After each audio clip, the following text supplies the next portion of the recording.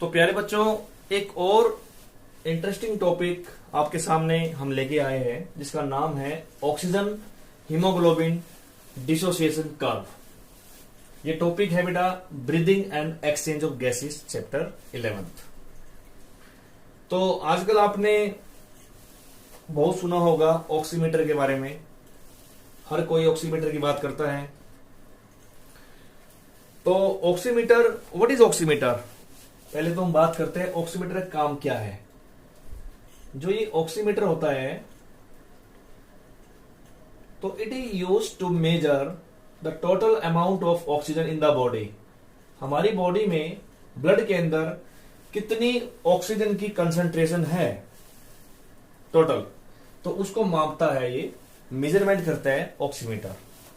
तो कुछ आज हम चर्चा इसी टॉपिक पे करेंगे कि जो ऑक्सीमीटर है उसमें आप रीडिंग देखते हैं और डॉक्टर आपसे कहता है कि आपकी तो ऑक्सीजन 95 है या 98 है या 100 है।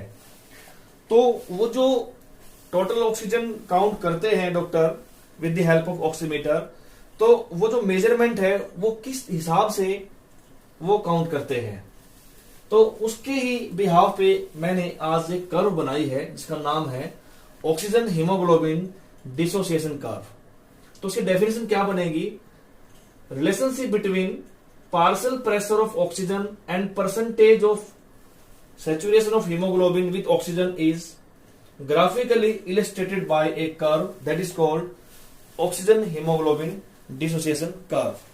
अगर इस पैराग्राफ का मीनिंग मैं हिंदी में आपको बताऊं तो ये बनता है, जैसे आपने कई बार सुना होगा कि हमारे एसी के अंदर से ठंडी हवा नहीं आती है, तो वो जो मैकेनिक आता है जो एसी ठीक करने के लिए, तो वो क्या कहता है कि आपके एसी के अंदर गैस कम है। अब वो गैस कम है तो हवा कम आती है, तो वो गैस कम को किस मेजरमेंट से वो मतलब कैसे मेजर करता है, तो वो एक प्रेशर मापता है कि प्रेशर के बिहाफ पे वो हमें ये बोल देता है कि आपके एसी में इतनी गैस है। या फिर सीएनजी आपने कभी डलवाई हो कार के अंदर, तो वो सीएनजी वो मीटर से चेक करते हैं कि हमारे जो इंजन है उसमें प्रेशर कितना है सीएनजी का, और प्रेशर के बिहाफ पे वो हिसाब लगाते हैं कि हाँ इसमें इतनी किलो गैस तो होगी।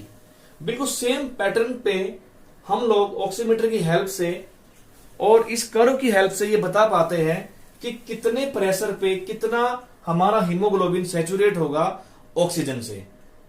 तो आइए इस कर्व को हम समझते हैं। देखो नीचे मैंने ये बना है पार्शियल प्रेशर ऑफ ऑक्सीजन, इसको हम काउंट करते हैं mmHg के अंदर।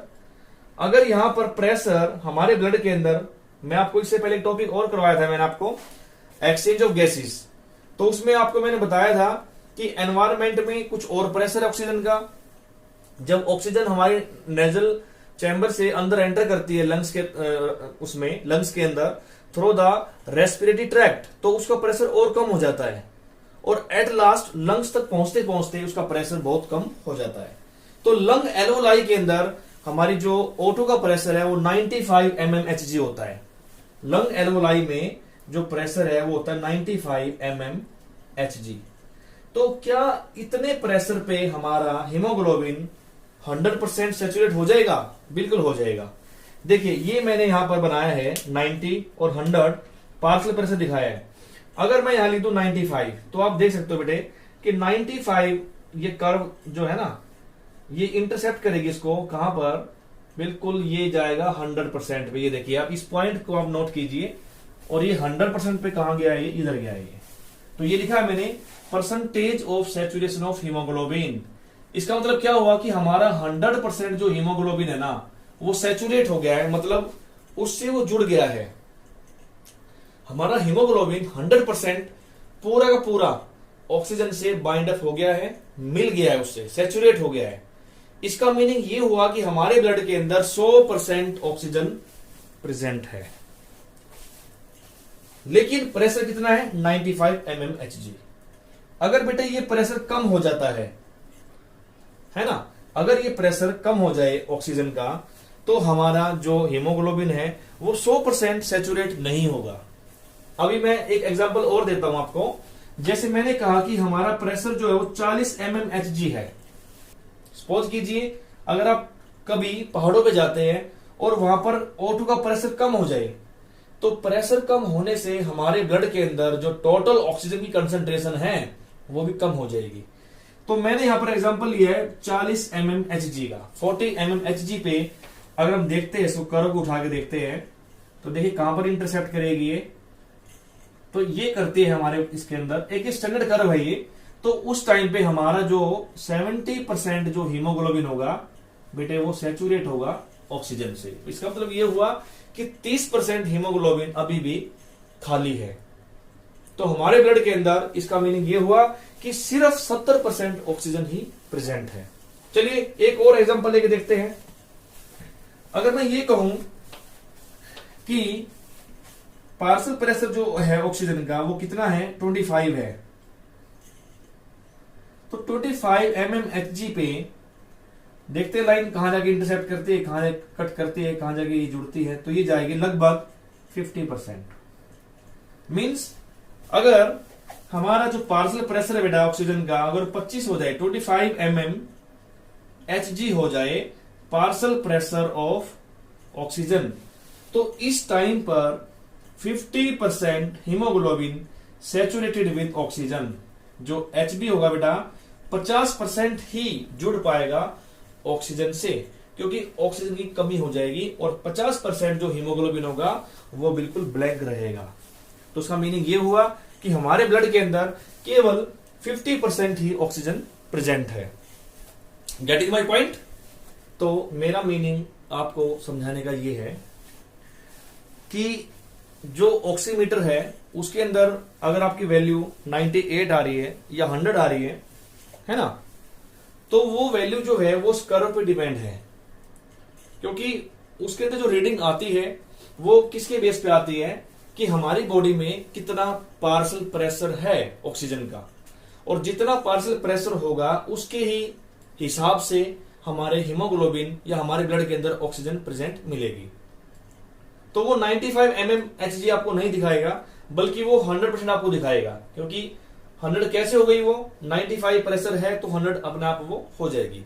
ये एक स्टैंडर्ड पैरामीटर है, एक स्टैंडर्ड कर्व है जो हमने रिलेट की हुई है प्रेशर को टोटल कंसंट्रेशन पे दिखाया हुआ है ना। आपको मैंने एग्जांपल अभी दिया था कि सीएनजी को अगर चेक करना है कि कितने केजी सीएनजी इसमें पड़ी हुई है हमारे इंजन के अंदर, तो उसका प्रेशर हम मापते हैं।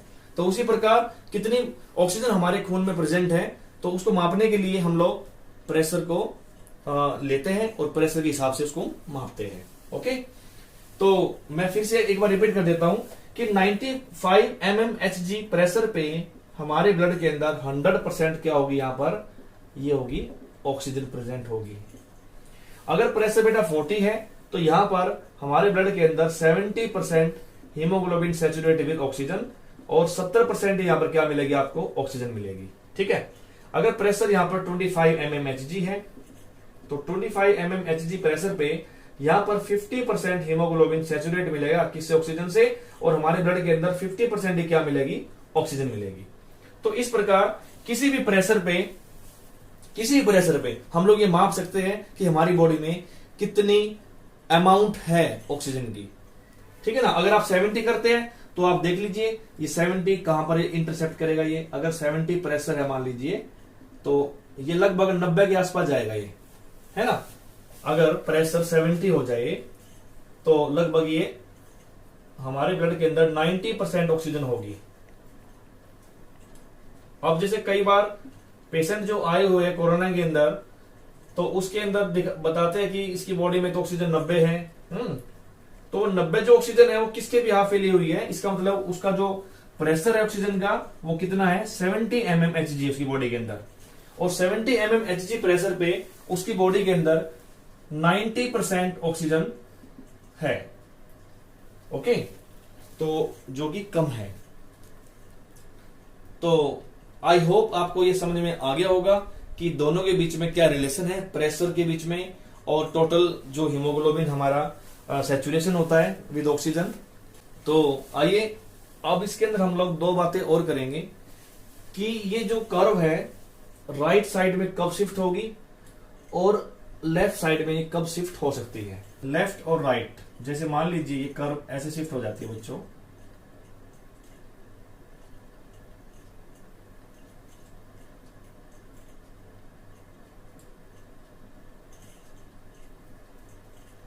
इस तरीके से, और ये एक ऐसे हो जाती है।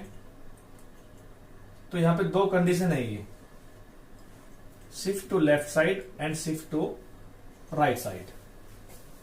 तो ये जो लाइन मैंने दिखाई है यहां पर, ये होती है शिफ्ट टू लेफ्ट साइड, ऐसे लेफ्ट हो गया।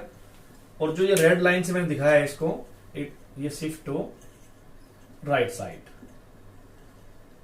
ठीक है, लेफ्ट और राइट। तो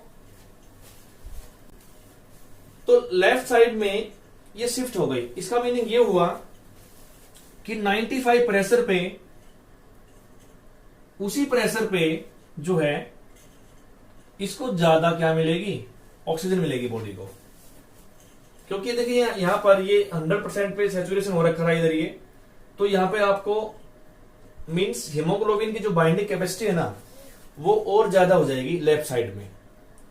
मतलब क्या हुआ इसका कि अगर प्रेशर कम भी होगा ऑक्सीजन का, तो उस कम प्रेशर पे भी बॉडी के अंदर O2 की जो कंसंट्रेशन है वो ज्यादा होगी।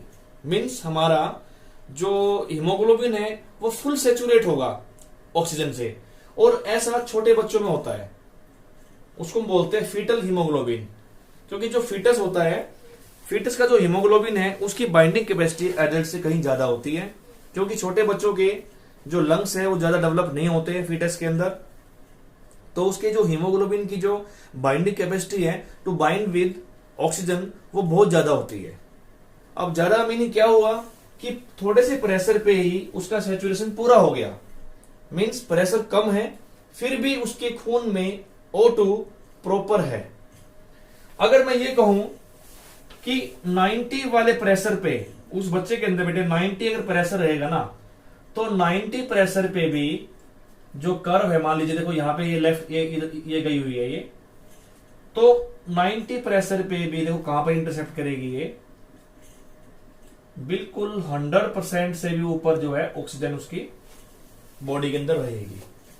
मतलब 90 mm 90 mm Hg प्रेशर पे भी उसकी बॉडी में 100% सैचुरेशन होगा ऑक्सीजन का।